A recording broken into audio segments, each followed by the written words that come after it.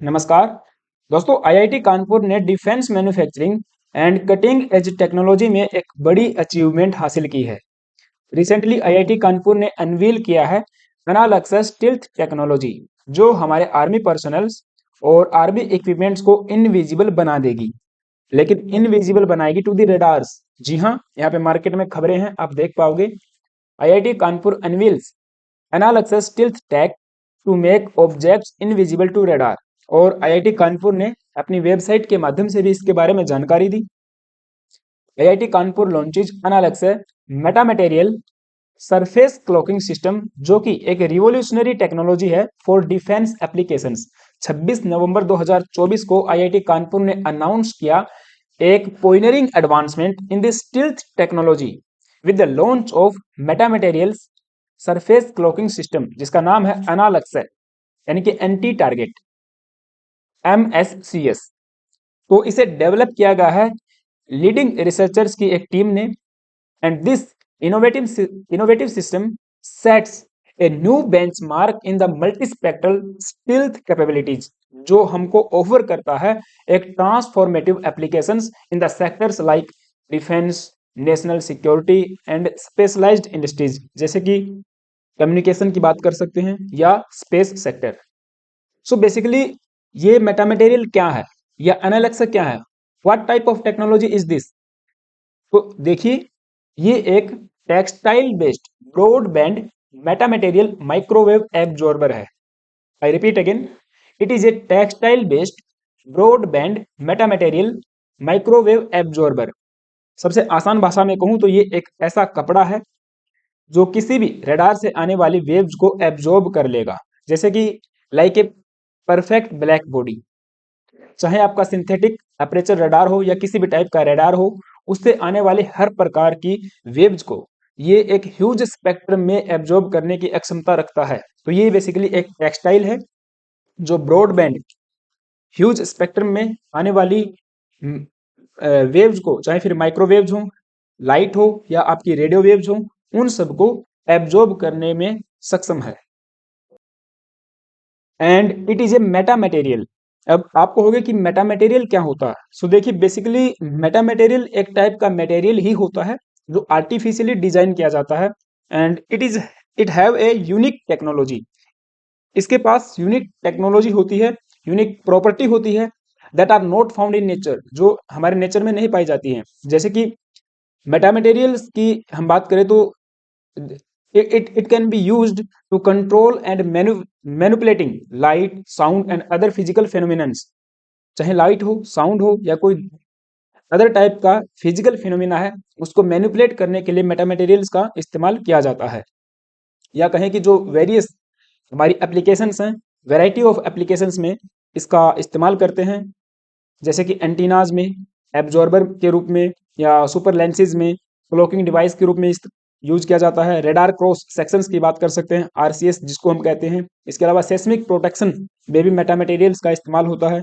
Sound filtering में भी Meta materials का इस्तेमाल होता है। तो इस पर्टिकुलर केस में आईआईटी कानपुर ने क्लॉकिंग डिवाइस एंड एब्जॉर्बर के रूप में मेटा मटेरियल का इस्तेमाल जो है किया है।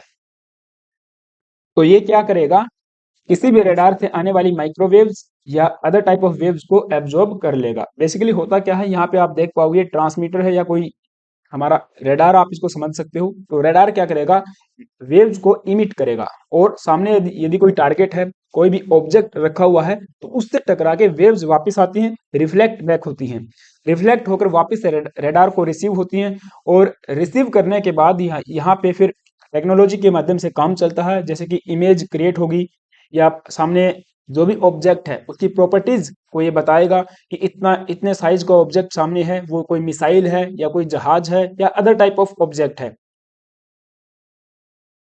तो बेसिकली ये सिंपल भाषा में ऐसे काम करता है।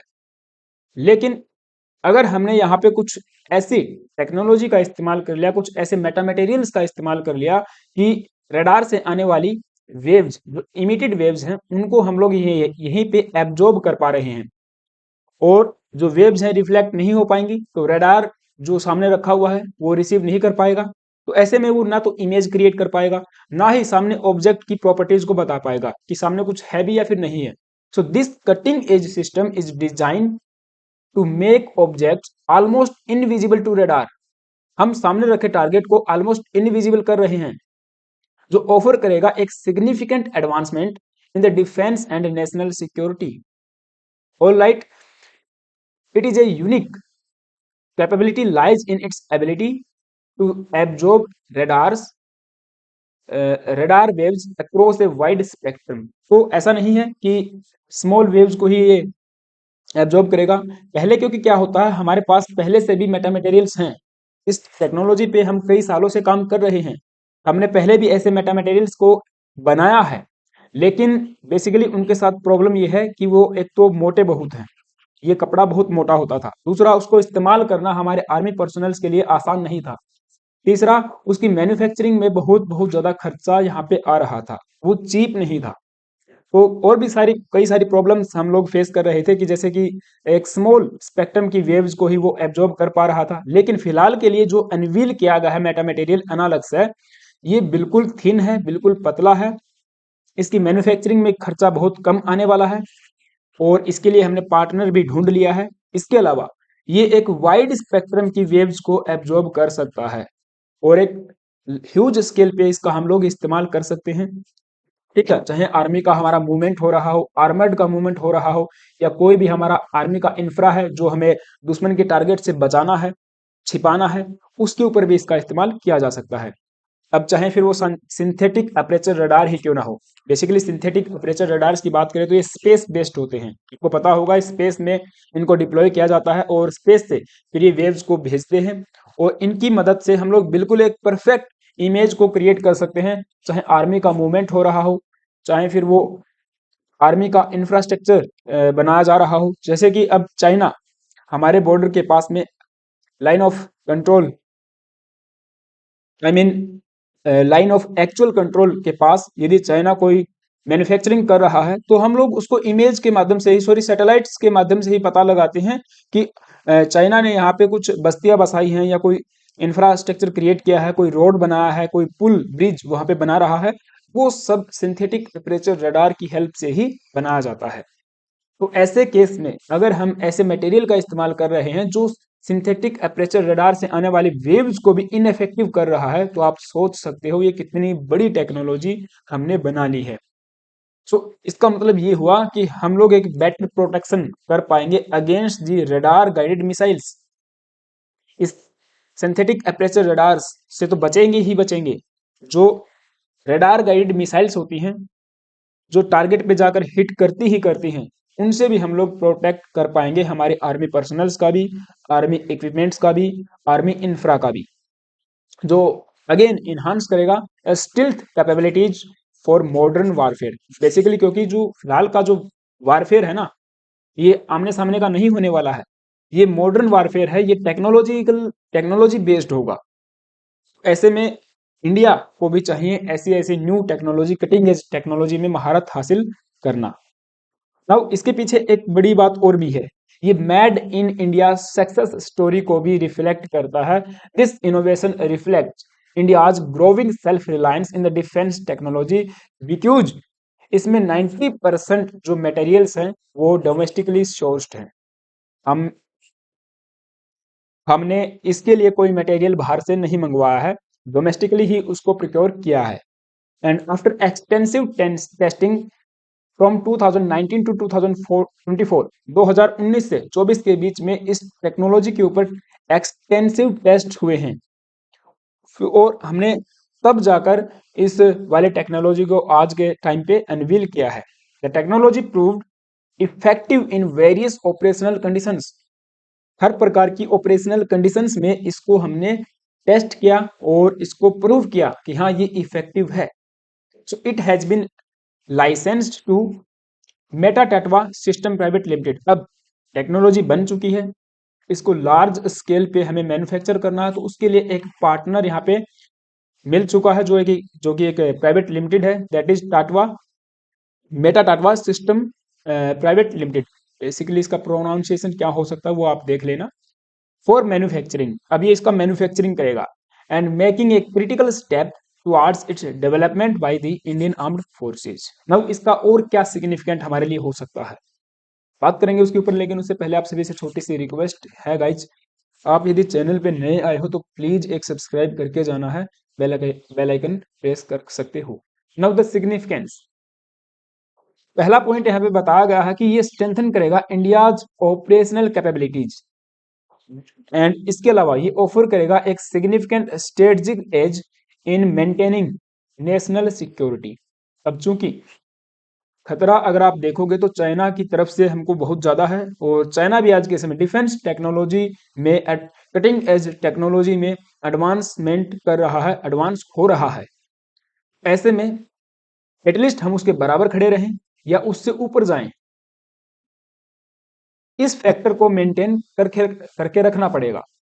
And this system not only represent a leap in this stealth technology but also highlights the collaboration between academia, industry and the armed forces। अब आप देखिए academia, यहाँ पे IIT कानपुर इन्वॉल्व है। इंडस्ट्री की बात करें तो ये प्राइवेट पार्टनर हमने देखा कि मेटा टाटवा जो भी है ये यहाँ पे इन्वॉल्व है। इसके अलावा हमारी आर्म्ड फोर्सेज, इंडियन आर्मी हो, इंडियन नेवी, एयरफोर्स और जो हमारे पैरामिलिट्रीज हैं वो सब भी यहाँ पे इन्वॉल्व हैं, क्योंकि अल्टीमेटली इस्तेमाल तो उन्हीं को करना है। तो एक कोलेब्रेशन को भी दर्शाता है कि हाँ हम मिलकर काम कर रहे हैं। And this stealth technology is a critical asset, बिल्कुल क्रिटिकल एसेट है in today's technological advanced battlefield where radars surveillance system dominates. तो जहां पे रडार जो सर्विलांस सिस्टम डोमिनेट करता है, हर बात को, हर ऑब्जेक्ट को रडार के माध्यम से आप कैप्चर कर रहे हो, उसकी प्रॉपर एक इमेज क्रिएट कर रहे हो। ऐसे सिनेरियो में हमको भी एक ऐसी टेक्नोलॉजी चाहिए कि रडार से भी बचा जा सके, right. Now by absorbing radar waves Analakshya MSCS reduce detectability and increase करेगा survivability of equipment and personnels. तो ये क्या करने वाला है, ये रिड्यूस करेगा डिटेक्टेबिलिटी, हमारे जो आर्मी पर्सनल्स हैं जिनका मूवमेंट हम कर रहे हैं चाइना की तरफ या पाकिस्तान की तरफ, और या फिर हमारा जो आर्मर्ड है उनका मूवमेंट हम कर रहे हैं, तो उनको डिटेक्ट नहीं कर पाएगा दुश्मन का रेडार। इसके अलावा जो हमारी सर्वाइवेबिलिटी है उसको भी इन्हांस करेगा, उसको इंक्रीज करेगा। ऑल राइट, तो ये टेक्नोलॉजी अब अनवील की गई है। दूसरा इसमें इसका सिग्निफिकेंस ये इसीलिए भी है कि जब इसका अनवील किया गया था तो उसमें आर्मी के जो पर्सनल्स हैं, आर्मी के ऑफिसर्स वो इसमें शामिल थे, एकेडमिया आईआईटी कानपुर के प्रोफेसर्स इसमें शामिल थे। उनके नाम यहाँ पे आप देख पाओगे, एयर मार्शल आशुतोष दीक्षित जो कि एवीएसएम वीएम एंड वीएसएम है। इसके अलावा air force air officer commanding in chief central air command Indian air force as the chief guest lieutenant general Cherish Mathson, वो भी यहाँ पे शामिल थे।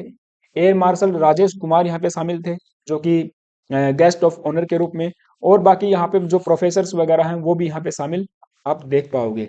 अब दूसरी यहाँ पे बात ये सामने आती है कि ये बना किसने है। अब चूंकि इंडियन ब्रेन तो यहाँ पे इन्वॉल्व है, तो उन साइंटिस्ट का या उन रिसर्चर्स का नाम तो हमें एटलीस्ट पता होना चाहिए। तो यहाँ पे तीन बेसिकली बड़े प्रोफेसर्स का नाम यहाँ पे लिया जा सकता है। प्रोफेसर